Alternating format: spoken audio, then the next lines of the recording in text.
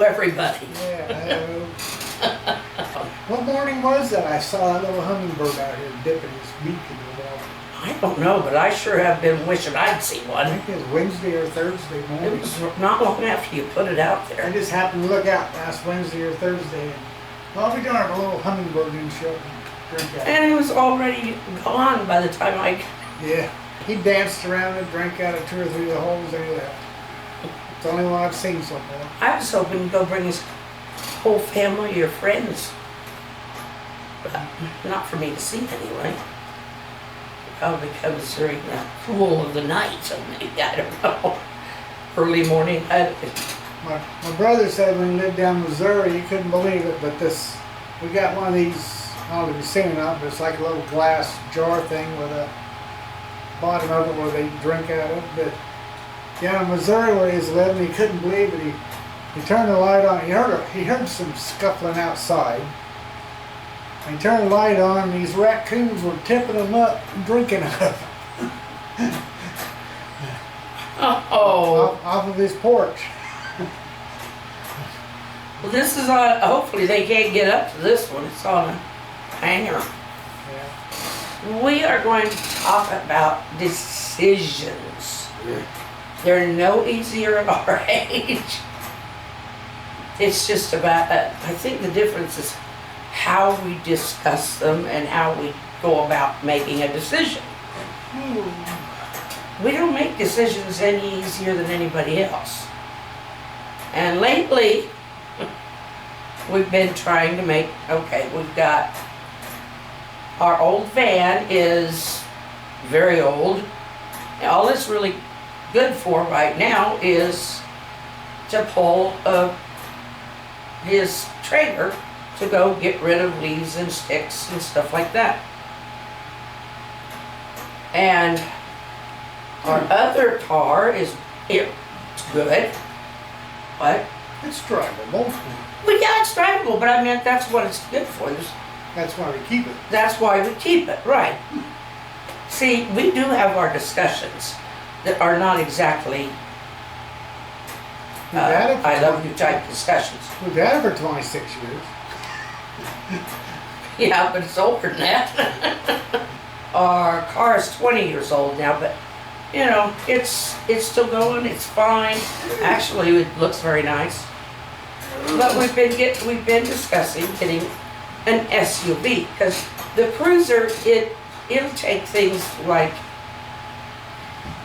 my wheelchair, we can fit that in there with it.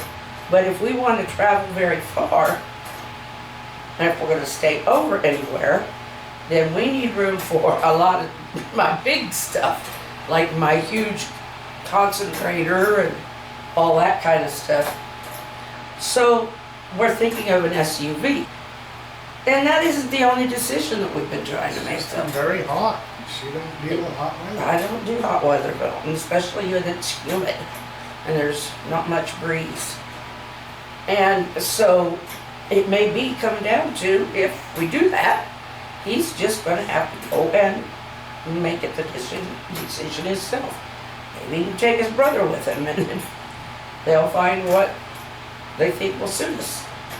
Then we have one room we have not fixed on the north side, that we haven't completely fixed after that years ago when that north wall on the basement collapsed.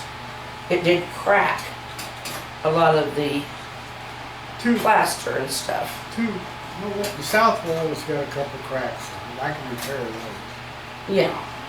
But the north one's got a spot in it where decisions. I'm just trying to make a decision what to do. But when you've got that many decisions, sometimes you just have to back away and not make any decision for a little bit, as long as you don't back away too long, and then maybe figure out which one is a priority. And the bedroom's been, I mean, it's still livable. And one of the biggest problems there is we don't have a lot of room to put a big steel bed frame on an adjustable bed or a lot of that stuff. It's not that we have more bedroom furniture than anybody else, it's just, it's not a huge house. So, So where do we put all this stuff? I mean, do we rent a storage unit or what? well, it would take a lot of readjusting and figuring out. I mean, times before, I mean, we've remodeled a few rooms in a few houses. There have been times that we've always had big houses. But a lot of times, you know, if you have to, you just take the drawers out of the dressers and stack them and put the dresser wherever it'll fit. But that's one of the things we're dealing with. And then there's the whole idea of getting an SUV and what kind of SUV, how many mileage whether to get one that's got the mileage and then go ahead and immediately do some work that won't cause it problems later on. Because like timing chains on a lot of the newer vehicles. Timing chains on some of the vehicles, they say should change after 100,000. Well, you look at these cars, they got over 100,000. Yeah. But, They're nice looking cars, but, you know. and how much does it cost for a timing chain? I don't know. One on a cruiser 2 years ago cost me $800. Well, actually, yeah, 800 and 600. Yeah, and that was the cruiser. But if you don't have a good timing chain on it, But that it was just, a mechanic that does stuff out of his garage. That wasn't from a shop. oh. Shop, From a shop. shop would be a lot more expensive. So do we get one that's not so expensive and then put all that work into it and just take our chances? I mean, you know, putting all that work into it but if you get one that's less expensive or more expensive, the timing chain could still go out on it. So these are the kinds of things that kind of hang you up on a decision. Me, anyway. Well, me too. I mean, If I hear things from different people about certain cars, and I don't know. yeah. Well, I don't know that much about the mechanics. So what I have to do is I have to ask him questions. When he's trying to explain, you know, this and that, I have to, okay, what does this mean? What does that mean? And so there's certain things, yeah, I've picked up through the years. I mean, but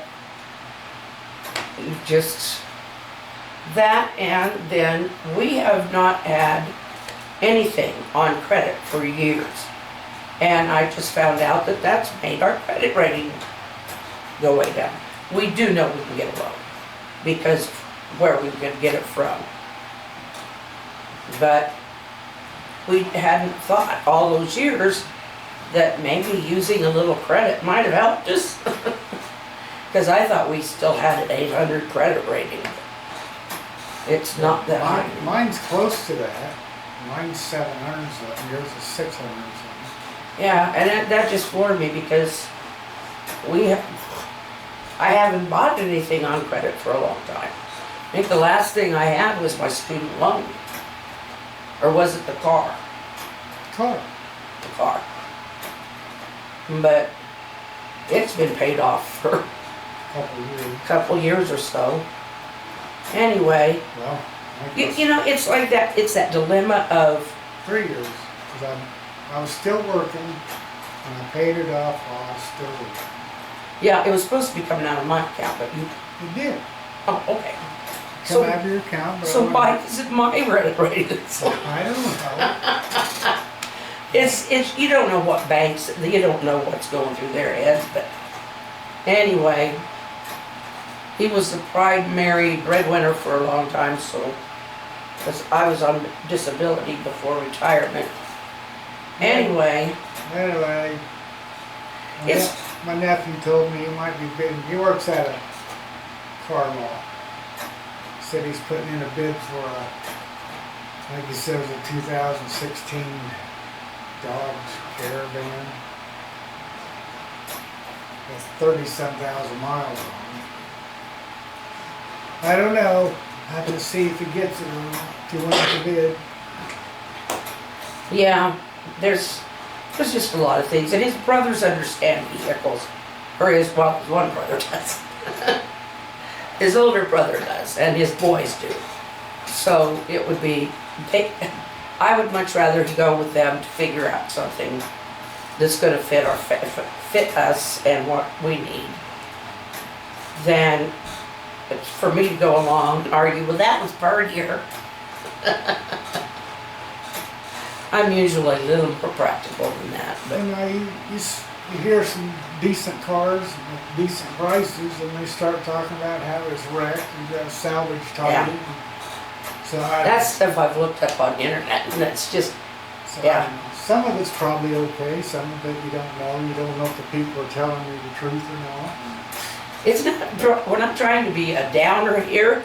We're just talking about the process. Trying to make decisions, you know. Yeah, trying to make decisions, especially when it's not only your decision, is not easy. I don't want to get something, drive it home, or not make it home because it breaks down. No. And if the timing chain isn't working, the car goes kaput, and that's the end of it. It ruins the motor. Yeah. Yeah. Well, and when you read the histories of some of these, because there's some places you can get the history of when it was maintained, what it was done, and there's some that look pretty good. And then there's some that really don't have a lot of information, but you're not looking on the internet to buy it off the internet. We're just looking at local places or places within our driving that we could go to purchase one, but we want to have some history on it. And if it's something that's been through 2 or 3 people and the service isn't there, or if it's like a salvage, it's like, okay, what kind of damage might be left? Especially like if it's the undercarriage, I guess, or the motor. And yeah, those are just things that are important. And I guess we could recommend to you, if you're thinking about getting a vehicle, do look into the history of the vehicle. Find out. Carfax is what it's called. Yeah, that's one. And that's where, but yeah, you kind of need the history. But if you're getting a loan, you can give the VIN number to your loan officer and he can look it up. Yeah, that's true. That's what he told me. That's good. Asking the VIN number and the make and model number, year. Yeah. He can look it up and tell you if it's had any history done to it or service. Yep. And if it's been wrecked and it's been repaired, how much repair work. I mean, sometimes they can repair a car back to practically new, but we're old. These newer vehicles, he really doesn't know how to work on it that well because of all the computerized stuff. I mean, maybe you do, and but that's a part of it. It would be, there's like, do we go a little newer and get a warranty, or at least partial warranty? There's so many things to put in there. And not to confuse you, we're just trying to say the decision process needs to be more than, oh, that's pretty, I want to buy it. But every decision is different. So praying over decisions is a good thing to do. But it's just... And today I couldn't decide if I wanted to make what I wanted to make for lunch, so I went to Subway. And I like when he goes to Subway. What were you saying? After you offered Subway? And I said yes. What did you say? I knew that's what you wanted. That was not a hard decision. I don't know why I even asked. I already knew the decision. Well, I didn't even think about it until you gave me the offer. And it was like, oh, yes, Subway, please. Make your decisions, but be wise. And you decide which ones are. Never make a decision when you're angry. No. Especially financial. That's right. Never make a financial decision when you're mad. It's not a good idea. Because your mind isn't working right. And we are out of batteries, so Yeah. we will talk to you again. Love you. Bye. Bye.